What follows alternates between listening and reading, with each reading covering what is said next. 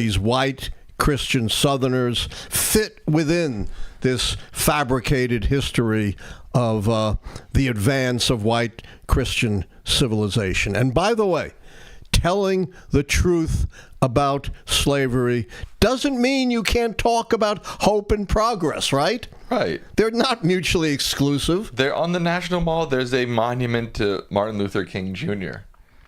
I mean, he was the sign of hope and progress in the modern civil rights movement. Right. A lot of the hope and progress occurred through those who fought against slavery, abolitionists like Frederick Douglass. And by the way, if you look at those Christian conservative textbooks, they also demonize the abolitionists.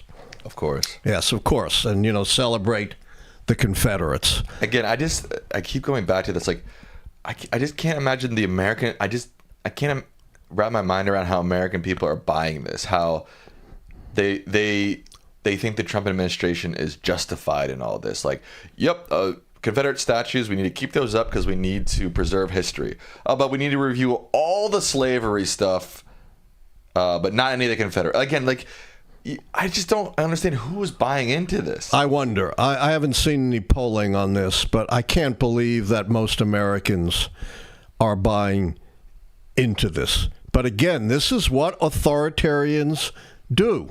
They control information. What was one of the first things, and I'm not comparing Trump or anyone to Hitler, but I'm giving you a little historical perspective on controlling ideas and information. What was one of the first things that Hitler did after gaining power, Sam? I don't know, but we burned the books. The books. Got a $100 donation. Oh, wow.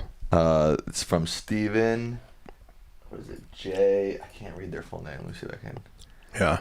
Stephen J. Tenzenspeed. They say, Dr. Lichtman, I'm a big fan of the show and a big fan of the keys. Please keep up the great work. Thank you. We really appreciate the donation. It keeps us going.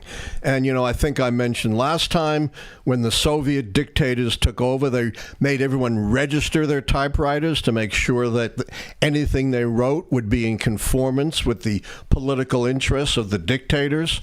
And science, social science, even art had to conform to the political interests of the Soviet rulers. And we see the same thing in the Chinese dictatorship. Yeah. And, again, back to this idea of showing and talking about hope and progress. I mean, they act like when slavery ended, it was like, okay, everything's good now. As you pointed out, I mean, we're talking about another 100 years of horrific laws and treatment of black people in the South. And look, the thing a lot of people on the right wing cry about a lot is like, oh, you're painting white people as evil, you're saying that, white people are... Look, there is a difference between telling history like it is, which is what conservatives claim to be about, and claiming that white people are evil. And nobody's no one's claiming that. Right.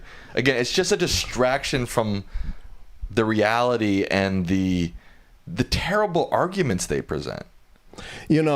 I've been an expert witness in a number of cases in the South and in the Midwest dealing with, it's not just the federal government, it's these Republican-controlled state governments that are doing the same thing.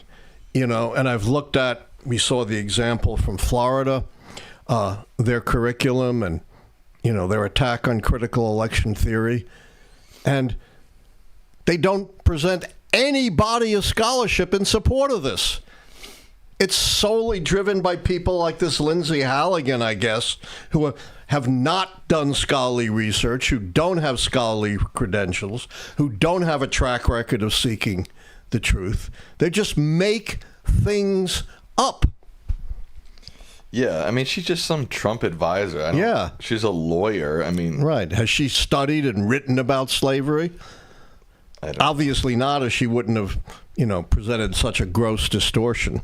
It says that she earned a degree in science and broadcast journalism. Oh, she was a Miss Colorado, of course. Oh, well, that does it up. Okay. Yeah, and she obtained a law degree. So, she worked in insurance law. She was a lawyer for Donald Trump. Yeah, no evidence that she has any knowledge of anything she's working on within the Smithsonian. And this whole attack on so-called critical election theory, was not developed out of any research. Critical race theory. Critical race theory was not developed out of any scholarship, any historical perspective. It was ginned up by a political Republican operative by the name of Christopher Rufo, who made all this up because he thought this would be a great wedge issue for Republicans to use against Democrats. And he went way back, pulled isolated, out-of-context quotes from scholars to make it look like critical race theory preached the hatred of white people and of America, when in fact it's just the opposite. Critical race theory is designed to avoid personal attacks, to avoid calling white people racists or promoting hatred. It's just the opposite. Instead, we should focus on structure, on the way discrimination is embedded in the structure of laws and practices, and understand why African Americans and other minorities are so disadvantaged when it comes to education, housing, healthcare, income, wealth. There are reasons for it. So, it's just politicians, in order to gain political advantage, who are guiding this attack on real scholarship and accurate history. And, the whole thing about critical race theory, somehow it got, again, these mostly college professors and academics and theorists, right, were talking about race in this way. And somehow it got turned into, I forgot what year it was, but, there was those years where there's all these people showing up at their high school PTA and local school boards complaining about critical race theory, which didn't even exist in any high school curriculum. None. And by the way, those people who were complaining about critical race theory, I studied this, they had no idea what it was. But they just thought it was, some crazy, liberal, woke idea. But they couldn't tell you what critical race theory actually represented. They had no idea.